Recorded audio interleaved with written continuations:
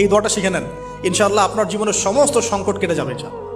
আমি নিজেও এই দোয়াটা বেশি বেশি করার চেষ্টা করি। দোয়াটা হচ্ছে, মুসা আলাইহিস সালাম একটা গাছের নিচে হেলান দিয়ে বসলেন, বসে দেখলেন দুজন মেয়ে দাঁড়িয়ে আছে দূরে, পানি নিতে পারছে না, লোকজন পানি নিয়ে যাচ্ছে, ওরা দাঁড়িয়ে আছে বেচারি।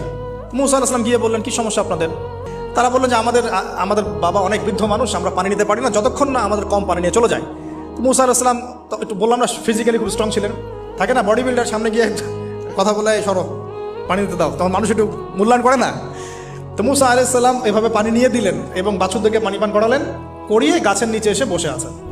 বসে বসে তিনি দোয়া করছেন, এই যে দোয়াটা তিনি দোয়া করছেন, রব্বি, একটা নেক কাজ করলেন না, মানুষের উপকার করলেন, নেক কাজ করে এসে গাছের নিচে বসে দোয়া করছেন, আল্লাহ এখানে তো আমার খাবার পানি বাসস্থান কিছুই নাই, আমি কি করব? রব্বি ইন্নি লিমা আনজালতা ইলাইয়া মিন খায়রিন ফাকির, রব্বি ইন্নি লিমা আনজালতা ইলাইয়া মিন খায়রিন ফাকির।